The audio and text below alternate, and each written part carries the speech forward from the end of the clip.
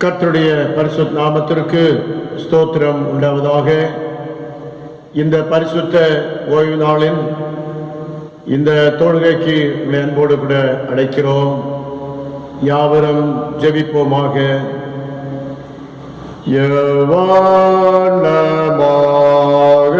கர்த்தரே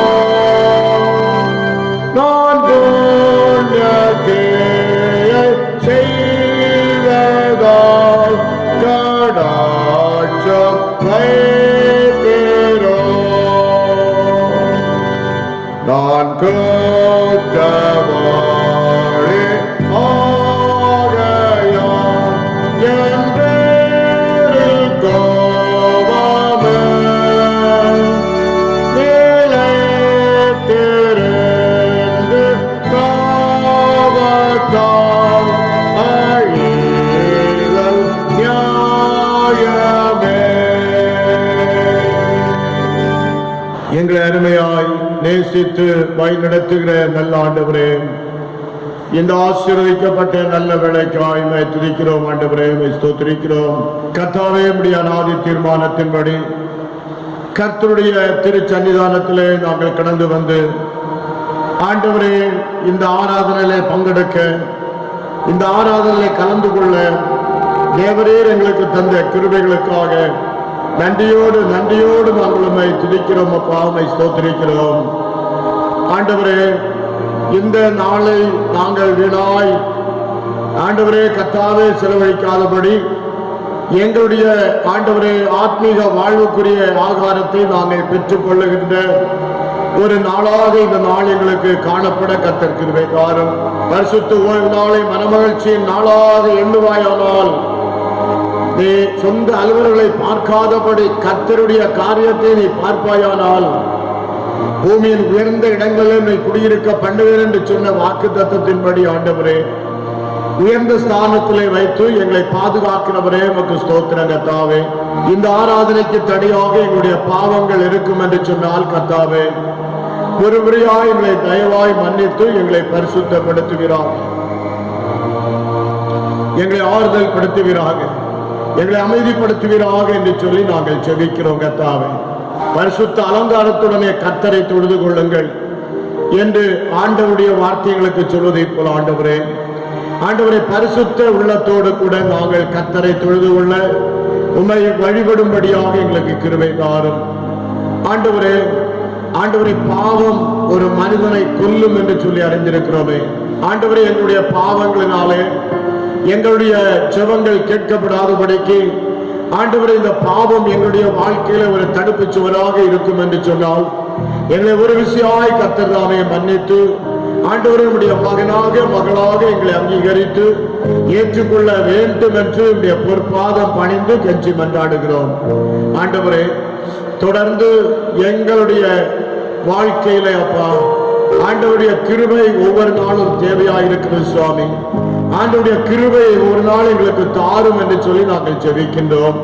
தேவனுடைய தயவும் இரக்கமும் கிருபையும் ஒவ்வொரு நாளும் ஒவ்வொரு நொடிப்பொழுதும் எங்களுக்கு தேவை என்று அறிந்து அவைகளெல்லாம் கர்த்தர்களுக்கு தந்து எங்களை நேர்த்தியான பாதையில நடத்த வேண்டும் என்று நாங்கள் ஜெபிக்கிறோம். கர்த்தாவே, ஆண்டவரே, இந்த நாளிலே எங்களுடைய அந்த ஆராதனையில இடம்பெறுகின்ற ஒவ்வொரு பகுதிகளையும் கர்த்தர்களுக்கு ஆசீர்வாதமாக்கி தாரும்.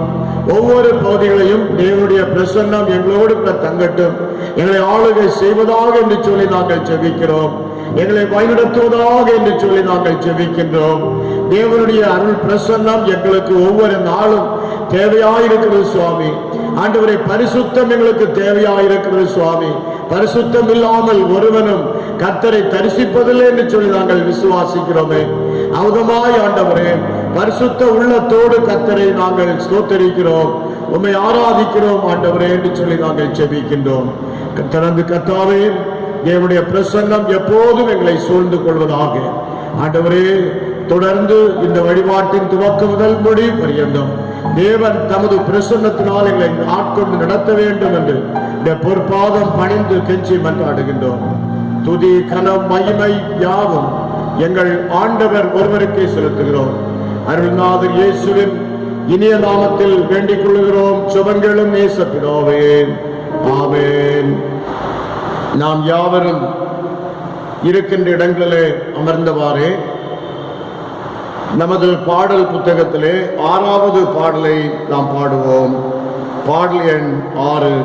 கர்த்தாவே இரங்கும், பிரசன்னமாகுமே, மெய்பக்தர் நெஞ்சில் இப்பவும் வந்தனல் போட்டுமே. 6வது பாடலை இணைந்து பாடுவோம். கர்த்தாவே இரங்கும், பிரசன்னமாகுமே, மெய்பக்தர் நெஞ்சில் இப்பவும் வந்தனல் போட்டுமே.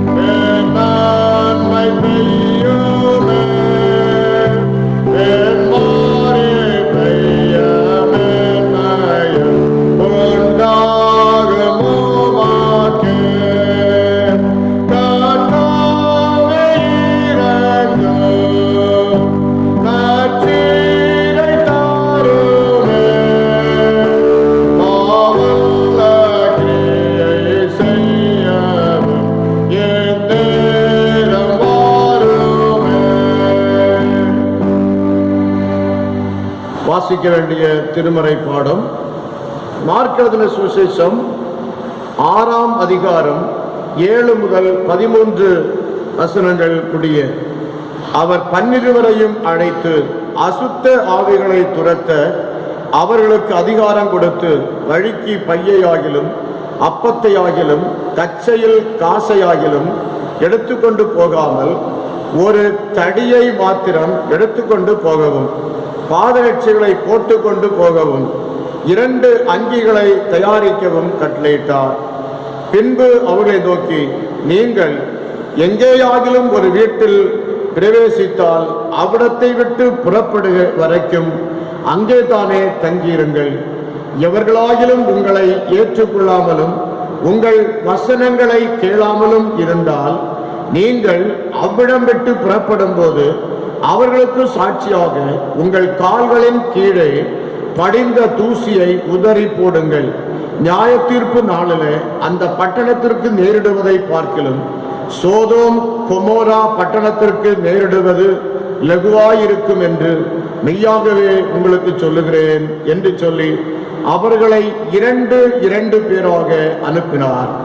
அவர்கள் புறப்பட்டு போய் மனம் திரும்புங்கள் என்று பிரசங்கித்து அநேகம் பிசாசுகளை துரத்தி அநேகம் நோயாளிகளை எண்ணெய் பூசி சுஸ்தமாக்கினார்கள் என்றார் என்பது வாசிக்க வேண்டிய திருமறை பகுதி வாசித்தாயிற்று.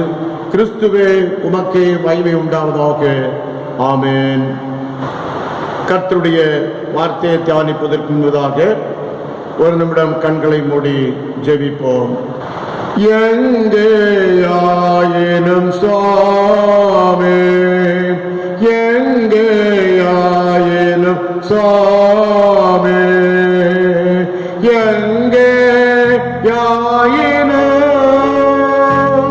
அங்கே இயேசுவே உம்மை அடியேன் என் செல்வேன். அங்கே இயேசுவே உம்மை அடியேன் என் செல்வேன், அடியேன் என் செல்வேன்.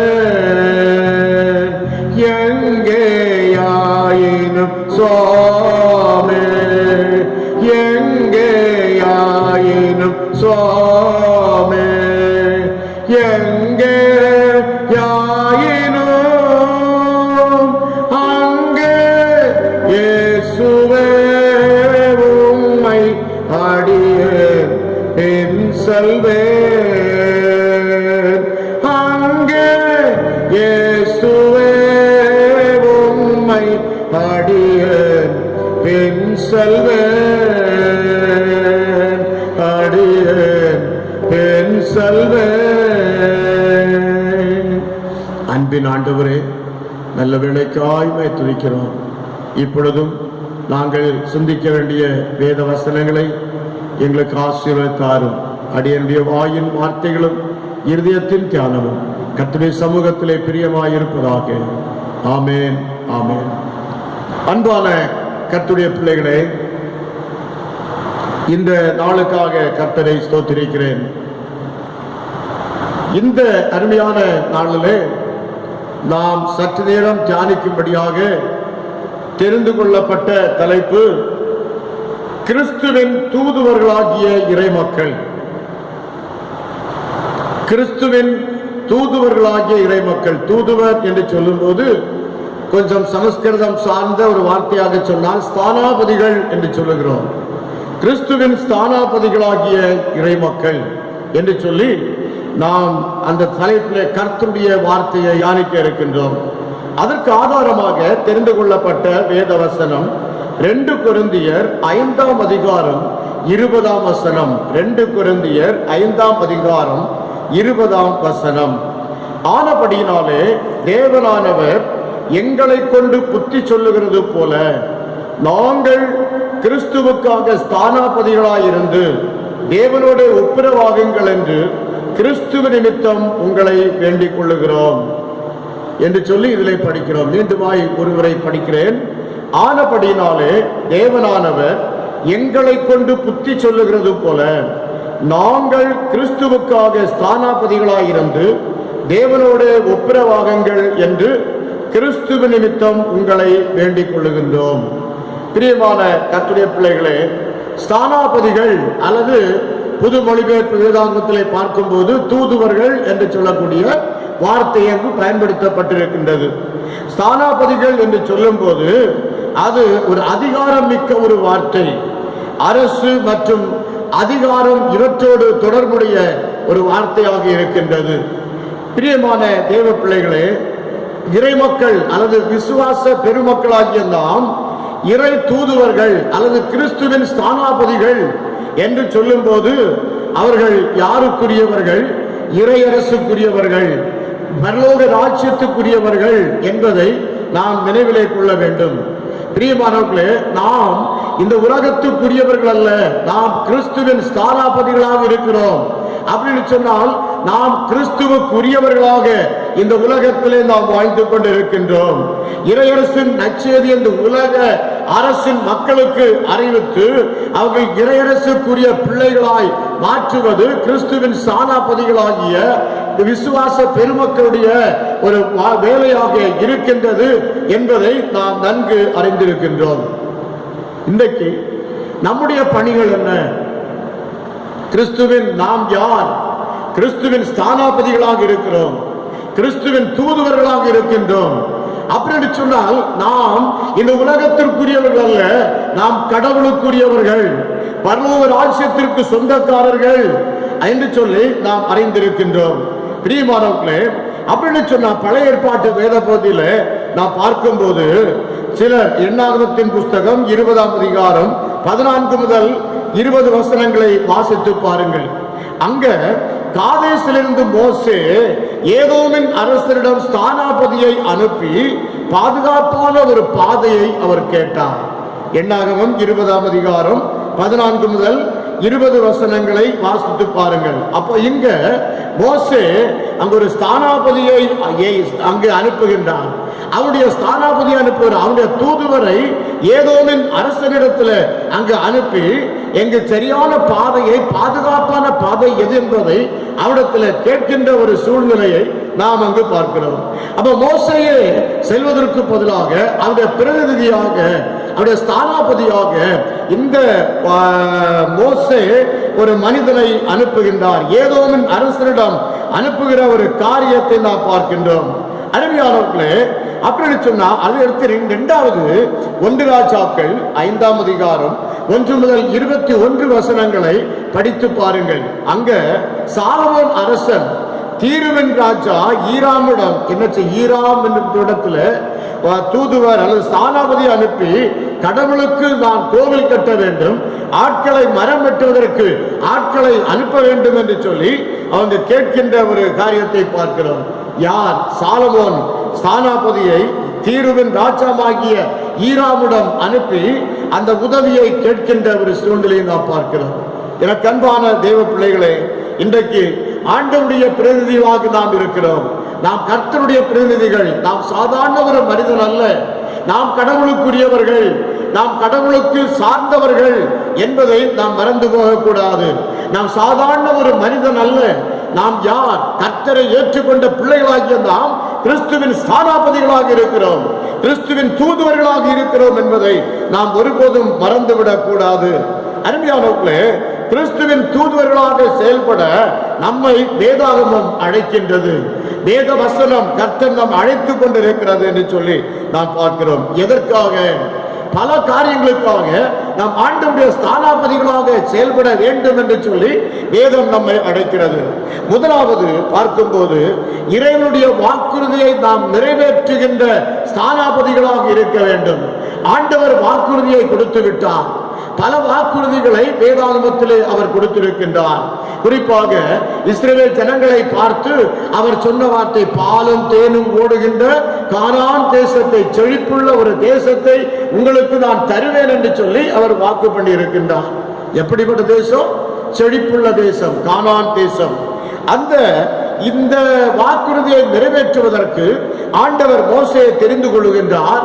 ஆனா மோசேயின் காலத்திற்கு பிற்பாடு அவருடைய தலைமைத்துவம் வேறுபடுகின்றது. தலைமைத்துவம் என்ன செய்கின்றது? வேறுபடுகின்றது, மாற்றம் ஏற்படுகிறது. அங்கு மோசேயின் காலத்துக்கு பிற்பாடு அவன் யாரை ஏற்படுத்துகிறான்? அங்கு யோசுவாவை ஏற்படுத்துகின்றான். யோசுவா தலைமைத்துவ பொறுப்பை அங்கு ஏற்றுக்கொள்ளுகின்றான். ஏன்னு சொன்னால் அந்த தலைமைத்துவ பொறுப்பு, இந்த கடவுளுடைய வாக்கு தத்துவங்கள் சிதைந்து விடக்கூடாது, அது நிறைவேறாமல் சென்று விடக்கூடாது என்பதற்காக தனக்கு பிற்பாடு மோசே யோசுவாவை இந்த தலைமைத்துவ பொறுப்பை அங்கு ஒப்படைத்து விட்டு செல்லுகின்றான். அப்போ மோசேயின் தொடர் பணியாளராக இந்த யோசுவா காணப்படுகின்றான். அருமையானவர்களே, இந்த மோசேஸ் நிறைவேற்ற வேண்டிய பணியை அவருடைய இறப்புக்கு பிற்பாடு இந்த யோசுவா நிறைவேற்றுவதற்கு அவனுக்குரிய கட்டளைகளையும் ஆண்டவர் கொடுத்து அனுப்புகின்றார். அப்ப பாருங்கள், யோசுவாவிடத்திலே கர்த்தர் என்ன சொல்லுகிறார்? பலங்கொண்டு திடமனதாயிரு. ஒரு அதிகாரம் அதாவது உனக்கு சொல்லவில்லையா என்று சொல்லி ஒரு அதிகாரத்தோடு அங்கு என்ன செய்கின்றார்? அந்த வாக்குறுதியை நிறைவேற்றுவதற்கு அவனுக்கு ஒரு தைரியத்தை கொடுக்கின்றார். அந்த வாக்குறுதியை நிறைவேற்றுவதற்கு, அந்த மக்களை கானான் தேசத்தில் நடத்தி செல்வதற்கு ஆண்டவர் என்ன செய்ய? ஒரு அதிகார தோரணையை கொடுக்கின்றார். நான் உன்னை அனுப்புகிறவர் நான் அல்லவா, இதோ அப்படின்னு சொல்லி கடவுள் அந்த இடத்துல சொல்லுகிறான். ஆனா அதே நேரத்துல ஒரு சின்ன ஒரு சஜஷன் அங்க கொடுக்கிறார். என்னவென்று சொன்னால், என் நியாயப்பிரமாணத்தின் வார்த்தைகள் உன் வாயை விட்டு பிரியாதிருப்பாயாக, ஆகவே நீ பலம் கொண்டு திடமனதாயிரு, தைரியமாயிரு என்று சொல்லி எல்லாம் அங்கு அந்த வாக்குறுதியை அவர் அங்கு அதிகாரத்தை அவனுக்கு கொடுத்து அனுப்புகிறார். அப்போ என்ன வாக்குறுதி என்று சொல்லுகிறார்? அதிகாரத்தோடு கூடிய வாக்குறுதி. அப்போ என்ன செய்யணும்? இறைவன் மேல் வைக்கின்ற பற்று அப்படின்னு சொன்ன எனது விசுவாசம், கடவுளின் என்னோடு கூட இருக்கிறார் என்கின்ற ஒரு உடன் இருப்பு, அவருடைய பிரசன்னம் என்னோடு கூட இருக்கிறது என்பதை அவன் மனதிலே கொண்டு அவன் கடந்து செல்ல வேண்டும். அப்போ இதையெல்லாம் இங்கு யோசுவாவிடத்தில் கடவுள் கொடுக்கின்றார்.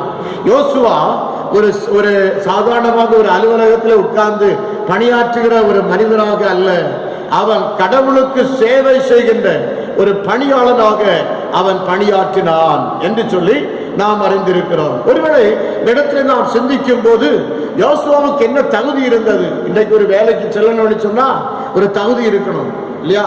ஒரு மருத்துவராக பணியாற்றணும்னு சொன்னா அதற்குரிய தகுதி இருக்க வேண்டும். அப்படின்னு சொன்னா படித்திருக்கணும், அந்த டிகிரி படித்திருக்க வேண்டும், அந்த மருத்துவருக்குரிய சான்றிதழ் அவன் பெற்றிருக்க வேண்டும். இன்னும் வேறு என்னென்ன சான்றிதழ்கள் தேவையோ அவையெல்லாம் அவன் பெற்றிருக்க வேண்டும்.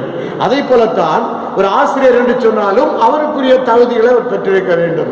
ஒரு போதகர் ஊழியர் என்று சொன்னால் அதற்குரிய தகுதிகளை அவரும் பெற்றிருக்க வேண்டும்.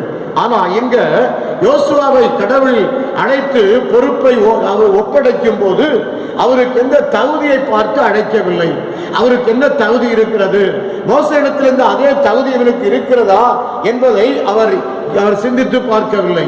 ஆனா அழைத்து அவரை தகுதிப்படுத்துகின்றார், அழைத்து அவனை தகுதிப்படுத்துகின்றான். அப்போ இறை அழைப்புல ஆண்டவருடைய பணியை நாம் செய்வதற்கு நாம் முதல் கடமையாக நாம் எடுத்துக்கொள்ளும் போது கடவுள் எல்லாவற்றிற்கும் நம்மோடு கூட இருந்து நம்மை ஆசீர்வதிக்கின்றார், நம்மை பலப்படுத்துகின்றார்.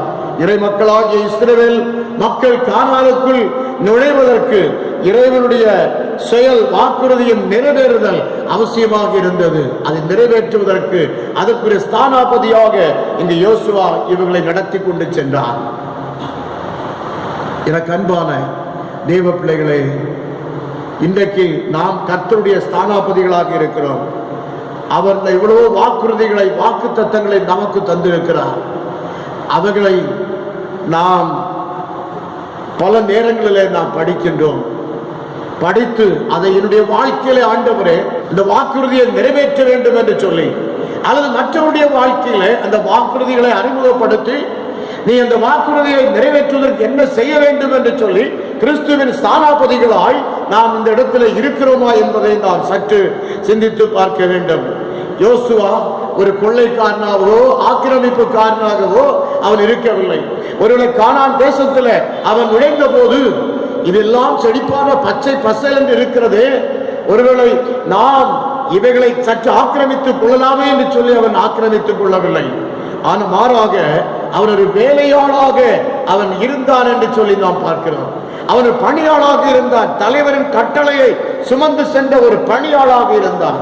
இன்றைய நாளில் ஒரு பதவி கிடைத்தால் போதும், அதை வைத்துக் கொண்டு நாங்கள் எவ்வளவு நேரம் வேண்டுமானாலும் சம்பாதிக்கின்ற ஒரு தோரணைத்தான் கொள்ளையடிக்கின்ற கொள்ளைக்காரர் கூட்டமாக இன்றைய நாட்களில் இன்றைய சமுதாயத்தில் அரசியல்வாதிகள் வாழ்ந்து கொண்டிருக்கின்றார்கள். என்ன செய்வது? சேவை மனப்பான்மை அல்ல, ஆனால் யோசுவாவை ஆண்டவர் அழைத்து தகுதிப்படுத்தி அவரை அந்த வாக்குறுதியை இஸ்ரவேல் ஜனங்களின் மேல் அவர் சொன்ன வாக்குறுதி நிறைவேற்றுவதற்கு அவரை என்ன செய்கின்றார்? ஒரு பணியாளாக அவரை அவர் பயன்படுத்துகின்றதை பார்க்கின்றோம். அந்த செழிப்பான தேசத்தை பார்த்தபோது, வறட்சியான தேசத்திலிருந்து செழிப்பான தேசத்தை பார்த்தபோது என் பேரில் சற்று நான் வைத்துக் கொள்ளலாமோ என்று சொல்லி அவன் சற்றேனும் நினைக்கவும் இல்லை என்று சொல்லி நாம் அறிந்திருக்கின்றோம். அருமையானவர்களே, அப்படின்னு சொன்னா மோசேக்கு கொடுத்த வாக்குறுதியை நிறைவேற்றுவதற்கு இவனுக்கு வேண்டிய பலத்தை ஆண்டவர் கொடுத்தார் என்று சொல்லி நாம் பார்க்கின்றோம். அருமையானவர்களே, மட்டுமல்ல இந்த இஸ்ரவேல் ஜனங்கள் எகிப்திலே எப்படி வாழ்ந்தார்களோ அதை போல நான் கானான் தேசத்திலே சென்ற போது வாழவில்லை. இவர்களுக்குரிய அல்லது கானானியர்கள் எப்படி வாழ்ந்தார்களோ அதை போலவும் வாழவில்லை. இவர்களுக்குரிய ஒரு தனி தன்மையோடு கூட அங்கே கானான் தேசத்தில் இவர்கள் வாழ்ந்திருக்கின்றார்கள். அப்படின்னு சொன்னா கடவுள் தங்களுக்கு என்று சொல்லி கொடுத்த அங்கு வாக்கு தத்தங்களின்படி அவர்கள் அந்த கானான் தேசத்தில் வாழ்ந்திருக்கிறார்கள் என்பதுதான் உண்மையான ஒரு காரியமாக இருக்கின்றது. அருமையானவர்களே, இறைமக்களாகிய நாமும் கூட ஆண்டவருடைய வாக்குறுதிகளை நாம் நிறைவேற்றக்கூடிய ஸ்தானாபதிகளாக கர்த்தர் நம்மை அழைக்கின்றார். நீ செல்ல ஆயத்தமா? விசுவாசியே, நீ செல்ல ஆயத்தமா? ஆண்டவருடைய வாக்கு தத்தங்களை நிறைவேற்றுவதற்கு தேவன் நம்மை பயன்படுத்தக்கூடியவராக இருக்கின்றார். இன்றைக்கு யோசுவாவை போல, ஒரு மோசேயை போல ஒரு தலைவனாக, ஒரு ஸ்தானாபதிகளாக அல்லது ஒரு தூதுவராக, ஒரு பணியாளாக கர்த்தர் நம்மை அழைக்க விரும்புகின்றார். ஆகவே அதுதான் இந்த இடத்துல பவுல் சொல்லும் போது 2 கொரிந்தியர் 5ஆம் அதிகாரம் 10ஆம் வசனத்துல நாம் வாசிக்க கேட்டிருக்கிறோம் இல்லையா? அதுல நான் மீண்டுமாக வாசிக்கிறேன். 5ஆம் அதிகாரம் 20ஆம் வசனம்.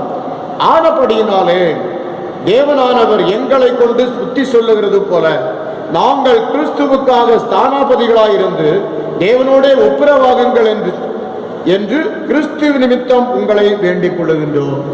இதுதான் இங்கு பார்க்கிறோம். பவுல் இங்கு அருமையாக அவர் சொல்லுகிறார், நாங்கள் கிறிஸ்துவுக்காக ஸ்தானாபதிகளாயிருந்து கிறிஸ்துவின் தூதுவர்களாக இருக்கிறோம் என்பதை நீங்கள் ஒப்புரவாகுங்கள் என்று சொல்லி உங்களுக்கு புத்தி சொல்லுகிறோம் என்று சொல்லி அங்கு அருமையாக அவன் சுட்டி காட்டுகிறதை நாம் அங்கு அறிந்திருக்கின்றோம். முதலாவது, அவன் எதற்காக கர்த்தர் நம்மை ஸ்தானாபதிகளாக வைத்திருக்கிறார்? இந்த இடத்துல நாம் பார்த்தோம் இல்லையா, வாக்குறுதிகளை நிறைவேற்றுகின்ற ஒரு ஸ்தானாபதிகளாக கர்த்தர் நம்மை வைத்திருக்கிறார். இரண்டாவதாக, இறைமக்களாகிய நாம் யார்? ஒப்புரவு உருவாக்குவது நம்முடைய பணியாக இருக்கின்றது.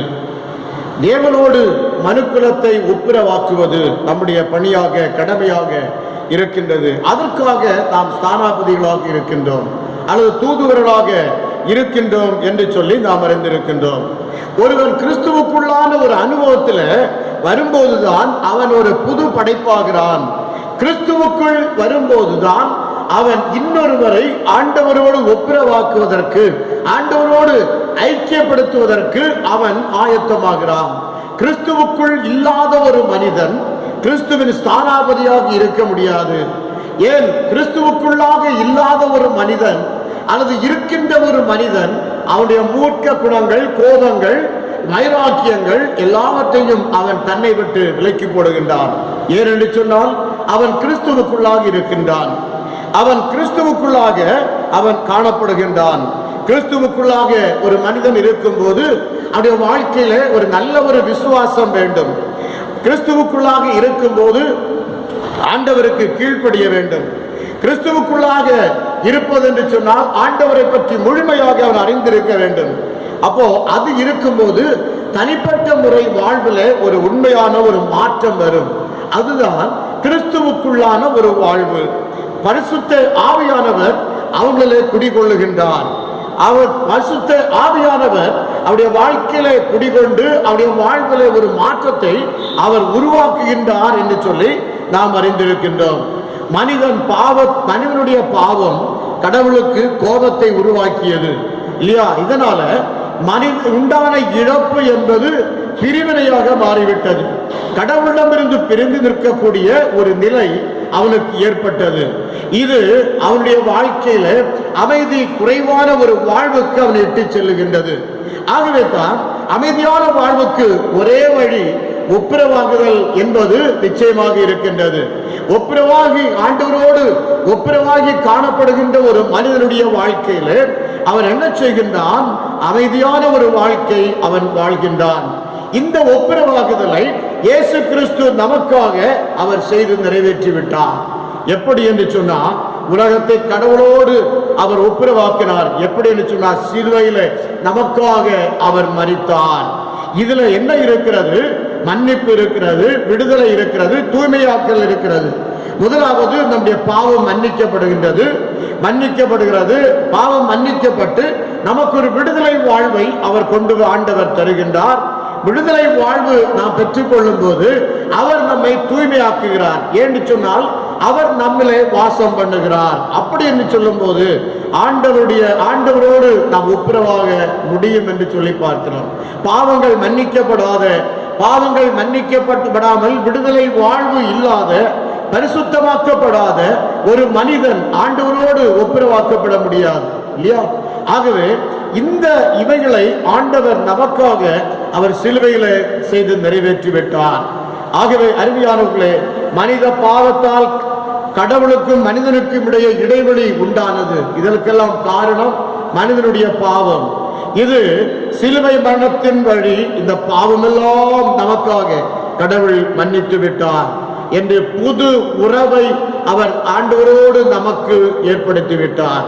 அப்போ இன்றைக்கு நாம் ஆண்டவரோடு ஒப்புரவாகி இருக்கிற நாம், ஆண்டவருடைய ஸ்தானாபதிகளாக இருக்கிற நாம், நம்முடைய வாழ்க்கையில நாமும் ஆண்டவருக்கும் இன்றைக்கு தடம் புரண்டு போய் இருக்கின்ற அல்லது வேறு வழித்தடங்களிலே சொல்லுகின்ற மனுக்குலத்தை நாம் என்ன செய்ய வேண்டும்? மீட்டு ஆண்டவருடைய ஸ்தானாபதிகளாக அவர்களோடு ஆண்டவரோடு ஒப்புரவாக செய்ய வேண்டும் என்று சொல்லி கடவுள் விரும்புகின்றார். அதற்காகவே உங்களையும் என்னையும் கர்த்தர் தெரிந்தெடுத்திருக்கிறார். இதற்காக ஒப்புரவு உருவாகுவதற்கு நீ உழைப்பதற்காக கடவுள் உங்களையும் என்னையும் அவர் தெரிந்தெடுத்திருக்கின்றார். அந்த ஒப்புரவின் வாகுதலின் ஊழியத்தை இன்றைக்கு நாம் செய்யக்கூடியவர்களாக இருக்கின்றோமா? அந்த ஒப்புரவாகுதலின் ஊழியத்தை இன்றைக்கு நாம் மற்றவர்களுக்கு நாம் செய்து ஆண்டவரோடு அவரை ஒப்புரவாக்க, ஆண்டவரோடு அவரை ஐக்கியப்படுத்த அவர் விரும்புகின்றார். பிரியமான இறை மக்களே, சற்று சிந்தித்து பாருங்கள். மற்றவர்களுக்கும் ஆண்டவரை விட்டு வழி தவறி செல்லுகின்ற மக்களை ஆண்டவரோடு ஒப்புரவாக்கப்படுவதற்கு ஆண்டவர் உங்களையும் என்னையும் அவருடைய ஸ்தானாபதிகளாக, தூதுவர்களாக இந்த உலகத்திலே வைத்திருக்கின்றார். இன்றைக்கு உலகிலே அடிமைப்பட்டு கிடக்கின்ற மனுக்குலத்தை மீட்டு ரட்சிப்பதற்காக அவர் சிலுவையிலே மரணத்தை ஏற்றுக்கொண்டார் அல்லவா? கலாத்தியர் 3ஆம் அதிகாரம் 15ஆம் வசனம். கலாத்தியர் 3ஆம் அதிகாரம் 15ஆம் வசனம். இதில் நான் வாசிக்கிறேன். கலாத்தியர் 3:15. சகோதரரே, மனுஷர் முறைமையின்படி சொல்லுகிறேன், மனுஷர்களுக்குள்ளே உறுதி பண்ணப்பட்ட உடன்படிக்கையை ஒருவனும் தள்ளுகிறதும் இல்லை, அதனோட ஒன்றையும் கூட்டுகிறதும் இல்லை என்று அங்கு சொல்லப்பட்டிருக்கிறது. ரோமர் 11:25 இவ்விதமாய் நாம் படிக்கின்றோம். ரோமர் 11:25. ரோமர் 11:25 இவ்வளவாய் படிக்கிறோம். மேலும் சகோதரரே, நீங்கள் உங்களையே புத்திமான்கள் என்று எண்ணாதபடிக்கு ஒரு ரகசியத்தை நீங்கள் அறிய வேண்டும் என்று இருக்கிறேன். அது என்னவெனில், புறஜாதியருடைய நிறைவு உண்டாகும் வரைக்கும் இஸ்ரவேலரில் ஒரு பங்குக்கு கடினமான மனதுண்டாய் இருக்கும் என்று சொல்லி அங்கு சொல்லுகின்றார். 8:21. ரோமர் 8:21 இவ்விதமாய் வாசிக்கிறோம். அந்த சிருஷ்டியானது சுய இஷ்டத்தினாலே அல்ல, கீழ்ப்படுத்தினவராலேயே மாயைக்கு கீழ்பட்டிருக்கிறது என்று அங்கு படிக்கின்றோம். மாயைக்கு கீழ்பட்டிருக்கின்ற அந்த சிருஷ்டிகள் இவைகளெல்லாம் ஆண்டவரோடு ஒப்புரவாக்குவது கிறிஸ்துவின் ஸ்தானாபதிகளாகிய நம்முடைய கடமை. 8ஆம் அதிகாரம் ரோமர் 8:1 ஆனபடியால் கிறிஸ்து இயேசுக்குட்பட்டவர்களாயிருந்து மாம்சத்தின்படி நடவாமல் ஆவியின்படியே நடக்கிறவர்களுக்கு ஆக்கினை தீர்ப்பில்லை என்று அவர் சொல்லுகின்றார். ஆகவே நாம் கிறிஸ்துவுக்குட்பட்டவர்களாய் இருக்கின்றோம். ஆகவே கிறிஸ்துவுக்குட்பட்டவர்களாய் இருக்கின்ற நாம் ஆவியின்படியே நடந்து ஆண்டவரோடு மக்களை ஒற்றுமைப்படுத்த வேண்டும், ஒப்புரவாக்க வேண்டும். அதற்கு கர்த்தர் நம்மை அழைத்திருக்கின்றார். அதற்காகவே ஆண்டவர் நம்மை அழைத்திருக்கிறார்.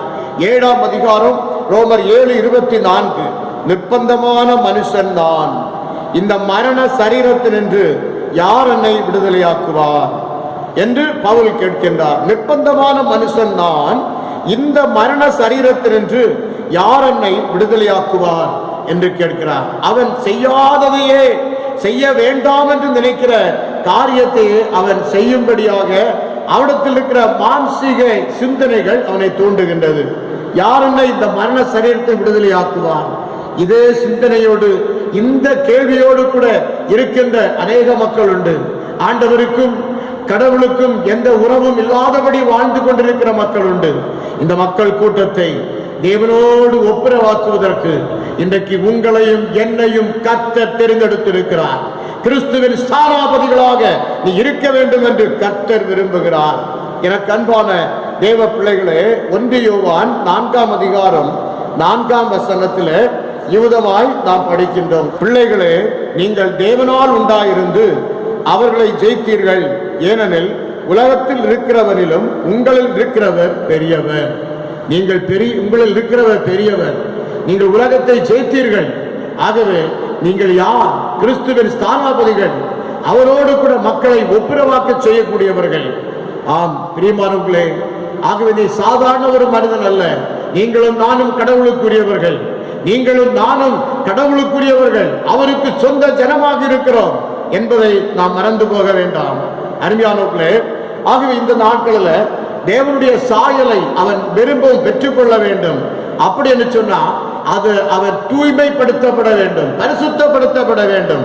அதன் பிறகு தேவனோடு ஒப்புரவாக்கப்பட வேண்டும். அதற்கு நாம் உழைக்கக்கூடியவர்களாக இருக்க வேண்டும் என்று, கிறிஸ்துவின் ஸ்தானாபதிகளாக உழைக்க வேண்டும் என்று கர்த்தர் நம்மை அழைத்திருக்கின்றார்.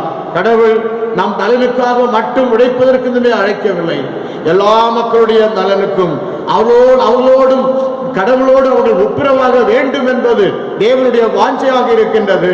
ஆகவே நம்மை தம்மோடு அவர் ஒப்புரவாக்கினார், நம்மை அவரோடு கூட ஒப்புரவாக்கினார். இதற்காக நீ மற்றவர்கள் ஆண்டவரோடு கூட ஒப்புரவாக்க வேண்டும், மற்றவர்களை ஆண்டவரோடு கூட நீ ஒப்புரவாக்க வேண்டும்.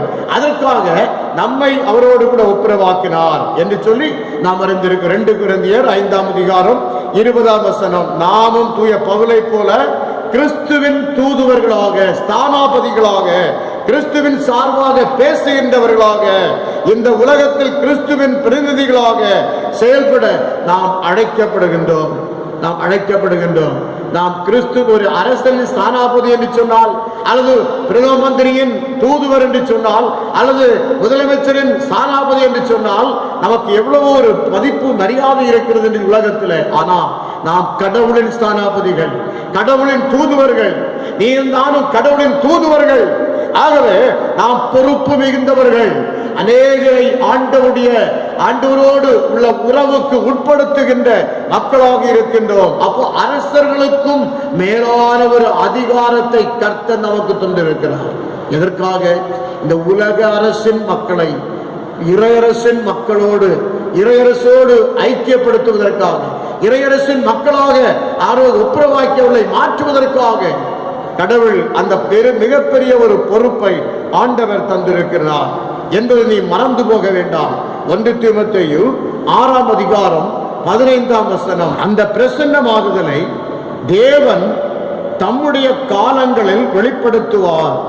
அவரே நித்தியானந்தம் உள்ள ஏக சக்கராதிபதியும் ராஜாதி ராஜாவும் கர்த்தாதி கர்த்தாவுமாயிருக்கிறார் என்று சொல்லி நாம் பார்க்கிறோம். ஆகவே அவர் நித்திய ராஜாவுக்கு நாம் சுதந்திரராக இருக்கிறோம். நித்திய ராஜாவுக்கு, ஏக சக்கராதிபதியாக இருக்கிற ஒரு ராஜாவுக்கு, கர்த்தாவுக்கு, ஒருவரும் சேரக்கூடாத ஒளியிலே வாசம் பண்ணுகிற, ஒருவரும் காணக்கூடாதவராயிருக்கின்ற அந்த பயங்கரமானவருக்கு நாம் தூதுவர்களாக, ஸ்தானாபதிகளாக இருக்கின்றோம். அந்த பணியை நீ செய்கின்றாயா? அந்த ஒப்புரவாகுதல் ஊழியத்தை நீ செய்ய வேண்டும் என்று உன்னை ஆண்டவருக்கு அர்ப்பணம் செய்கின்றாயா?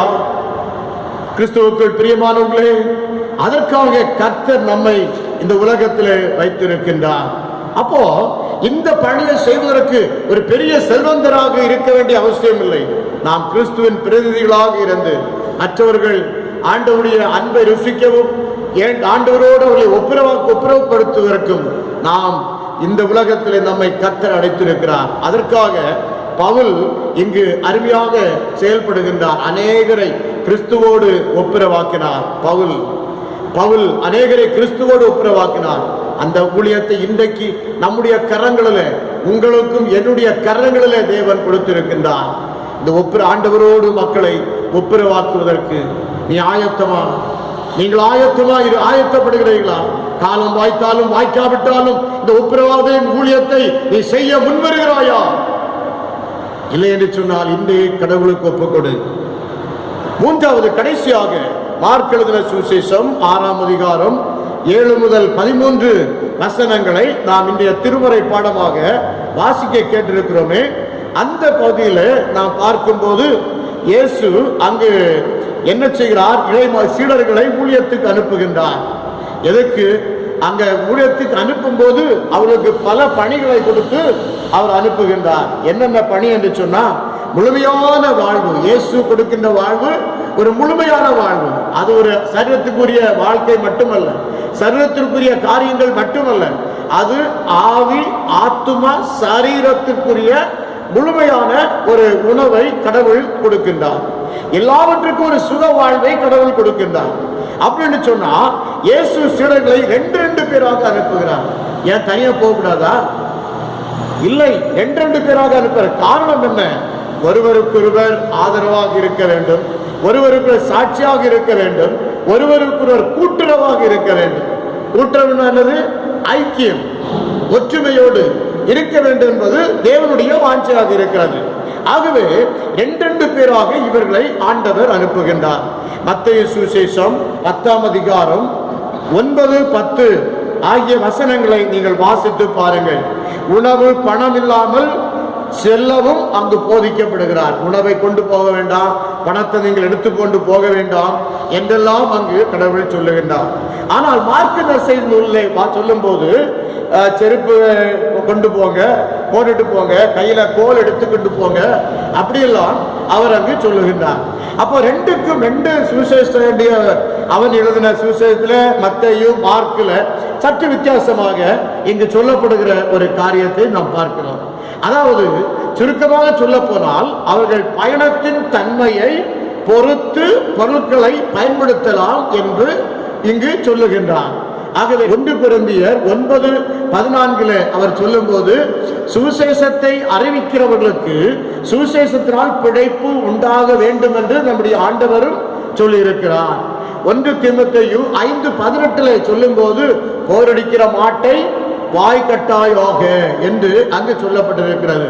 அப்போ நற்செய்தியை அறிவிக்கிறவனுக்கு நற்செய்தியினால் பிழைப்பு உண்டாக வேண்டும் என்பது ஆண்டவருடைய கட்டளை. ஆகவே தங்கள் கடமையை உடைமையை விட தங்களை அனுப்புகிற ஆண்டவரை முற்றிலும் அவன் சார்ந்திருக்கும் போது அவனுடைய தேவைகள் எல்லாவற்றையும் கடவுள் பார்த்துக் கொள்ளுகிறார். ஏன்னு சொன்னா ஆண்டவர் அவரிடத்துல என்ன சொன்னாரு?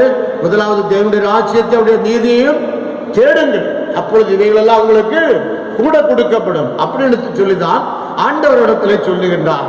ஆகவே நீங்கள் அதை எதிர்பார்க்காதபடி நீங்கள் கடவுளுடைய பணியை நீங்கள் முற்றிலுமாய் ஆண்டவரை சார்ந்து நீங்கள் செய்யும் போது உங்களுடைய தேவைகள், உங்களுக்கு என்ன தேவை என்று கடவுள் அறிந்திருக்கின்றார், அவைகளை நீங்கள் பெற்றுக்கொள்வீர்கள் என்று ஆண்டவர் இங்கு சொல்லுகின்றார்.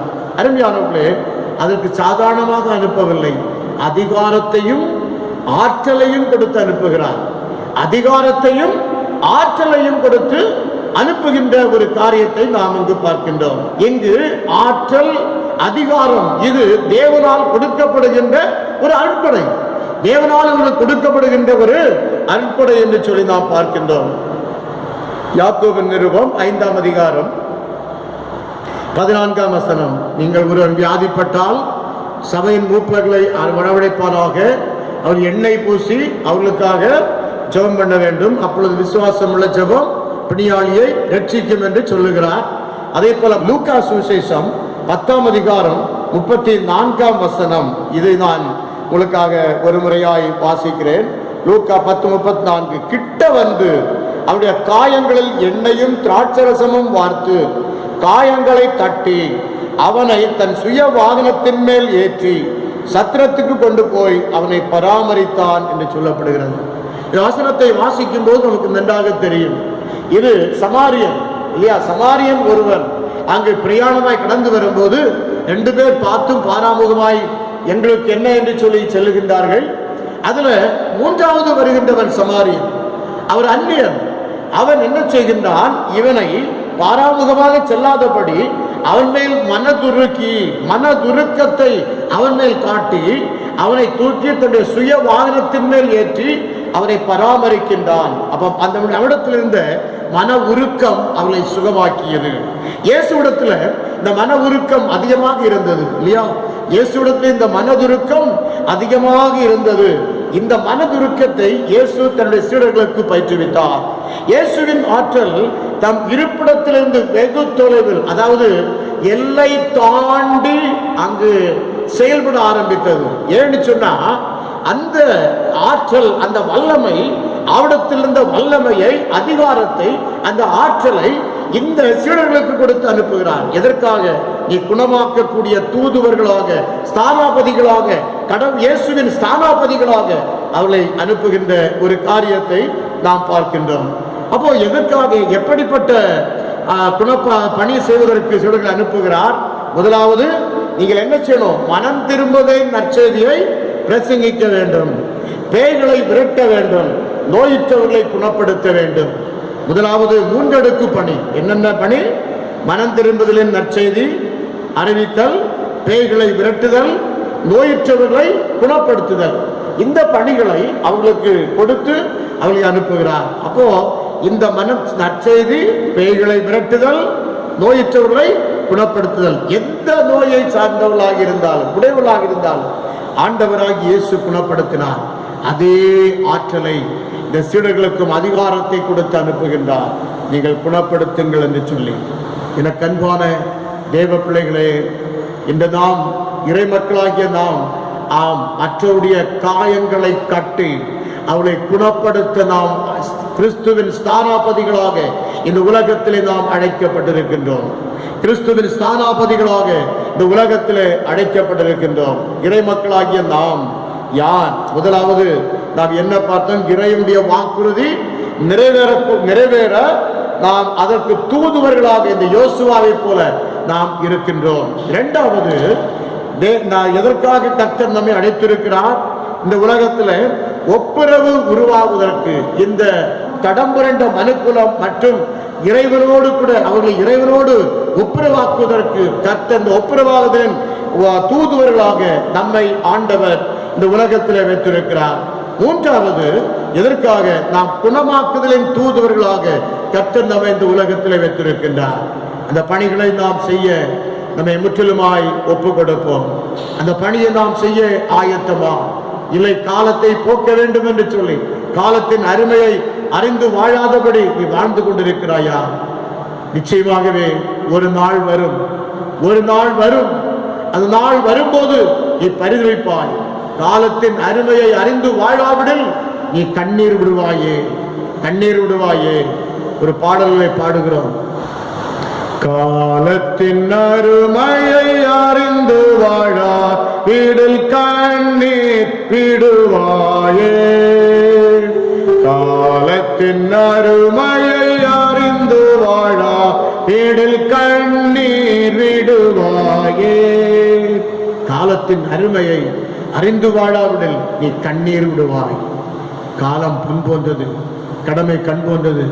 நமக்கு கொடுக்கத்திருக்கிற இந்த காலத்தில் நாம் இறை தூதுவர்களாக, இறைவனுடைய ஸ்தானாபதிகளாக இருந்து இறைவனுடைய வாக்குறுதிகள் நிறைவேற நாம் மக்களை நடத்துகிறவர்களாக நாம் செயல்படுவோம். இரண்டாவது, நாம் இறைவனோடு கூட மக்களை ஒப்புரவாக்குவோம். மூன்றாவது, குணமாக்குதலின் பணியை செய்ய கிறிஸ்துவின் தூதுவர்களாக இந்த சீடர்களைப் போல நாம் செயல்படுவோம். கர்த்தர் நிச்சயமாகவே அப்படி நாம் செயல்படும் போது நம்மை கொண்டும் ஆண்டவர் அரும்பெரும் காரியங்களை செய்வார். நாம் காரணம் என்ன? நாம் பரலோக ராஜ்யத்துக்குரியவர்கள். இந்த உலக பரலோக ராஜ்யத்தின் நற்செய்தியை உலக அரசின் மக்களுக்கு அறிவித்து அவர்களை இறை ராஜ்யத்திற்குரியவர்களாய் மாற்றுவது நம்முடைய பொறுப்பாக கர்த்தர் தந்திருக்கின்றார். அதை செய்ய நாம் ஆயத்தமா? கர்த்தர் தாமே நம் ஒவ்வொருவரையும் ஆசீர்வதிப்பாராக. ஆமென், ஆமென்.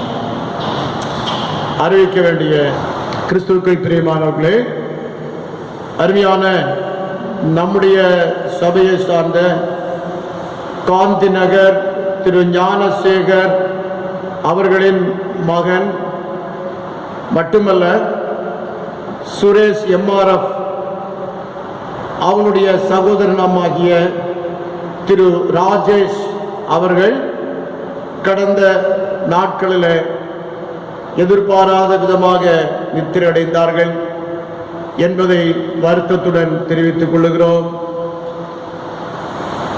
ஒரு நிமிடம் யாவரும் மௌனமாக இருந்து அந்த மகனுக்காக நாம் ஜெபிப்போமாக. கிருபையுள்ள ஆண்டவரே, இந்த நாளுக்காய் துதிக்கிறோம் ஆண்டவரே. அருமையான அன்பு மகன் ராஜேஷ் அவர்களை இந்த உலகத்தை விட்டு ஆண்டவரே கடந்து சென்றிருக்கின்றார்கள், எடுத்துக் கொள்ளப்பட்டிருக்கின்றார்கள். ஆண்டவரே, இது ஆழ்ந்த ஒரு துயரத்துக்குரியதாக இருக்கிறது, மிகுந்த ஒரு வேதனைக்குரிய ஒரு காரியமாக இருக்கின்றது. ஆண்டவரே, அருமையான அவருடைய பிரிவால் வாடுகின்ற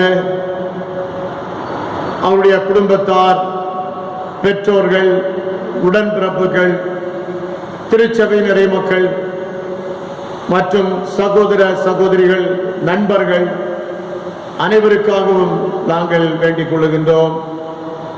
கர்த்தர் அவர்களை ஆறுதல் படுத்தும், கர்த்தர் அவர்களை ஆறுதல் படுத்தும், பெற்றோர்களை ஆறுதல் படுத்தும். தான் பெற்றெடுத்த பிள்ளை ஆண்டவரே எங்களை விட்டு போய்விட்டானே என்று சொல்லக்கூடிய ஒரு ஏக்கம் நிச்சயமாக பெற்றோருடைய உள்ளத்திலே உண்டு சுவாமி, உடன்பிறப்புகளின் உள்ளத்திலே உண்டு சுவாமி. அப்பா, இவர்களுடைய உள்ளத்திலே துயரங்கள், பாடுகள் எல்லாவற்றையும் நீக்கி அவர்களை ஆறுதல் படுத்தும், அவர்களை ஆறுதல் படுத்தும். நீரே சகல ஆறுதலுக்கும் தேவன். எங்களால் நாங்கள் எவ்வளவு சொன்னாலும் அவர்களை ஆறுதல் படுத்த முடியாது சுவாமி. உடைய வார்த்தை தான் அவர்களை ஆறுதல் படுத்த வேண்டும் சுவாமி. உடைய வார்த்தை அனுப்பி நீ ஆறுதல் படுத்துகிறார்கள். என் ஜனத்தை ஆற்றுங்கள், தேற்றுங்கள், எருசலேமுடன் பட்சமாய் பேசுவதன் போர் முடிந்தது என்று சொல்லுங்கள் என்று சொன்ன வார்த்தையின்படி கர்த்தர் அவர்களை ஆறுதல் படுத்தி பாதுகாத்துக் கொள்ளும். தொடர்ந்து இந்த தீங்கு அணுகாதபடி கர்த்தருடைய ஒவ்வொருவரையும் வேறெடுத்து பாதுகாத்துக் கொள்ள நாங்கள் செபிக்கிறோம். பரலோக ராஜ்யத்திலே பாவங்கள், குற்றங்கள் எல்லாவற்றையும் மன்னித்த ஒரு இடத்தை மகிழ்ந்தார். எங்கள் ஆண்டவரும் மீட்பெரும் ஆகிய இயேசுவின் மூலம் வேண்டிக் கொள்ளுகிறோம் நல்ல பிதாவே, ஆமென். மற்றும் ஓர் அறிவிப்பு. நமது தந்தை பேராயர் right reverend doctor M Ezra Sargunam ஐயா அவர்களின் பிறந்த நாளை இன்று கொண்டாடி கொண்டு இருக்கின்றோம். ஒருவேளை இந்த லாக்டவுன் ஆனதினாலே விமரிசையாய் நேர்த்தியாய் கொண்டாட முடியவில்லை. ஆனால் அருமையான நம்முடைய ஐயா அவர்கள் இந்த லாக்டவுன் செய்யப்பட்ட காலங்களாக இருக்கிறபடினாலே நீங்கள் உங்கள் திருச்சபையிலோ அல்லது வீடுகளிலோ நீங்கள் இருந்து எனக்காக ஜெபியுங்கள் என்று கேட்டுக்கொண்டிருக்கின்றார்கள். ஆகவே அருமையான ஐயா அவர்களுக்காக நீங்கள் ஜெபித்துக் கொள்ளும்படியும் அன்போடு கூட கேட்டுக்கொள்கிறேன். கர்த்தர் உங்களை ஆசீர்வதிப்பாராக. நாம் ஆராதனையின் இறுதியிலே அவர்களுக்காக விசேஷ ஒரு ஜெபத்தை ஏறெடுக்க இருக்கின்றோம். நீங்கள் அனைவரும் உங்கள் வீடுகளில் இருந்து அவர்களுக்காக ஊக்கமாய் ஜெபிக்கும்படியும் அன்போடு கூட கேட்டுக்கொள்கிறேன். இப்பொழுது யாவரும் இணைந்து நமது பாடல் புத்தகத்திலே 366வது பாடலின் சில சரணங்களை மாத்திரம் நாம் பாடுவோம். 366வது பாடலின் சில சரணங்களை நாம் பாடுவோம். யெகோவானிசி என்று சொல்லக்கூடிய அந்த பாடல். யெகோவானிசி, யெகோவானிசி, யெகோவானிசி, யெகோவானிசி, யெகோவானிசி, யெகோவானிசி, யெகோவானிசியை போற்றி பாடுவோம். எங்கள் கோடி வெற்றி கோடியே. அல்லேலூயா, எங்கள் கோடி வெற்றி கோடியே. வீறு கொண்ட வீரேசு வீரரே, மாறு கொண்டு மன்னர் முன்னே செல்கிறார். சீரியனும் சிங்கங்கள் நாம் அல்லவோ, மீறும் எதிரி சதிகளுக்கு மிரளவோ. யூத சிங்கம் யுத்த சிங்கமே, அல்லேலூயா, யூத சிங்கம் யுத்த சிங்கமே. யெகோவா நிசி, யெகோவா நிசி, யெகோவா நிசி, யெகோவா நிசி, யெகோவா நிசி, யெகோவா நிசியை போற்றி பாடுவோம். எங்கள் கோடி வெற்றி கோடியே. அல்லேலூயா, எங்கள் கோடி வெற்றி கோடியே. நமக்கு இருக்கும் இந்த பலன் போதுமே, நாதனேசு அனுப்புவதால் போவோமே. பட்டயமோ புயபலமோ தேவையோ, பரமதேவாவி நம்மில் இல்லையா. ஜீவதேவ சேனை அல்லவா, அல்லேலூயா, ஜீவதேவ சேனை அல்லவா. யெகோவா நிசி, யெகோவா நிசி, யெகோவா நிசி, யெகோவா நிசி, யெகோவா நிசி, யெகோவா நிசியை போற்றி பாடுவோம். எங்கள் கோடி வெற்றி கோடியே. அல்லேலூயா, எங்கள் கோடி வெற்றி கோடியே. ஜெபிப்போமாக. சகல நன்மைகளுக்கும் ஆசீர்வாதங்களுக்கும் ஊற்றும் உறைவிடமாகவும் காரண கர்த்தராகவும் இருக்கிற எங்கள் அன்பின் ஆண்டவரே, இந்த ஆசீர்வதிக்கப்பட்ட நல்ல வேளைக்காய் துதிக்கிறோம். உம்மை நாங்கள் ஸ்தோத்திரிக்கிறோம் ஆண்டவரே. கர்த்தாவே, ஆண்டவரே, நாங்கள் கிறிஸ்துவின் தூதுவர்களாக எங்களை வைத்திருக்கின்றேன். உம்முடைய ஸ்தானாபதிகளாக எங்களை வைத்திருக்கிறீர் சுவாமி.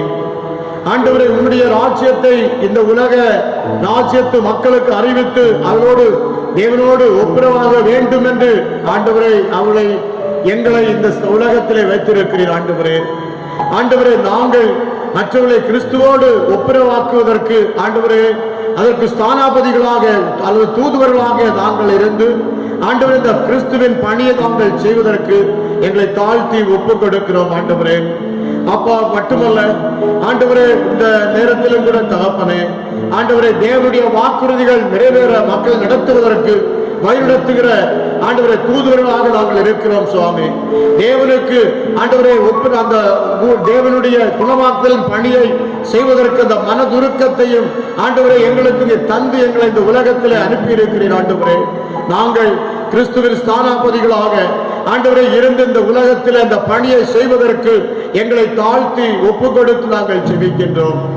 விசேஷமாக ஆண்டவரே, எங்கள் தந்தை பேராயிருக்காக நாங்கள் ஜெபிக்கின்றோம். ஆண்டவரே, இந்த ஈசிய திருச்சபைகளின் ஸ்தாபகராக இருந்து ஆண்டவரே இந்த அநேக ஆயிரங்களுக்கு, அநேக கோடிக்கணக்கான மக்களுக்கு, லட்சக்கணக்கான மக்களுக்கு ஆண்டவரே ஒரு முன் உதாரணமாக இருந்து ஆண்டவரே அநேகருக்கு நற்செய்தியை போதித்து அநேக திருச்சபைகளை ஸ்தாபித்து அநேக ஊழியர்களை உருவாக்கி வேதாகம கல்லூரிகளை உருவாக்கி ஆண்டவரே இன்னும் இப்படி பல டயசிஸ்களை உருவாக்கி இப்படியாய் அவருடைய பணிகள் ஆண்டவரே சிறந்து விளங்கி இருக்கின்றது சுவாமி.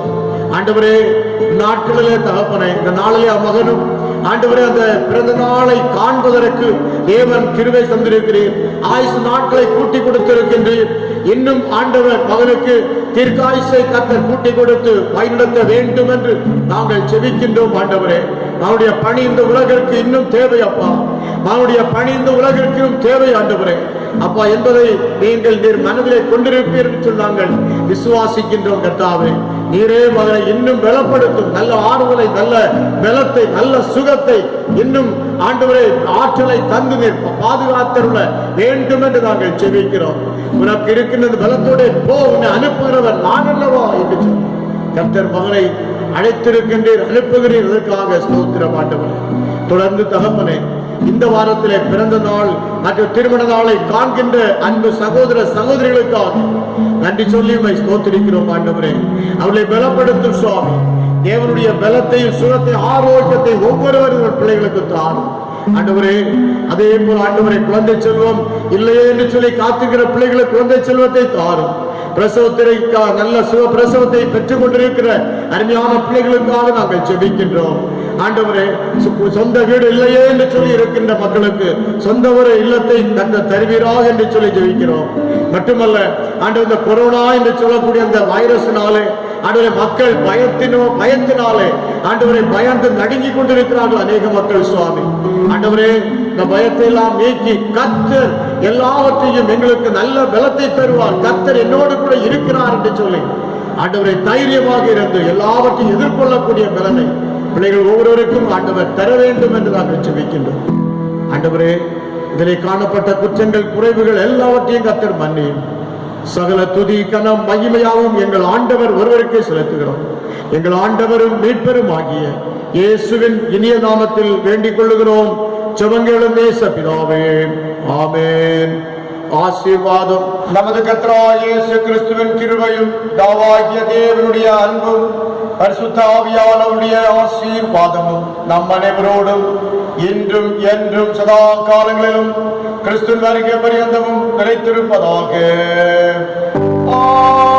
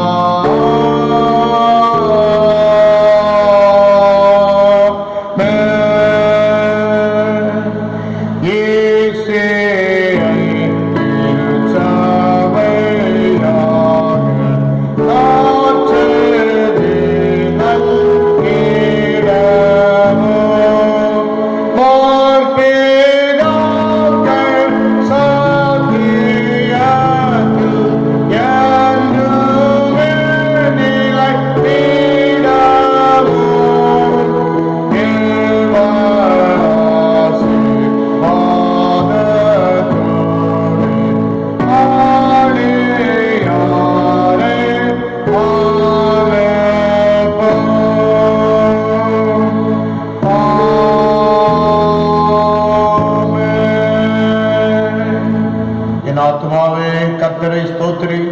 என்னுடைய உள்ளமே அவருடைய பரிசுத்த நாமத்தை ஸ்தோத்திரி. என் ஆத்துமாவே கர்த்தரை ஸ்தோத்திரி. அவர் செய்த சகல உபகாரங்களையும் மறவாதே. ஆமென்.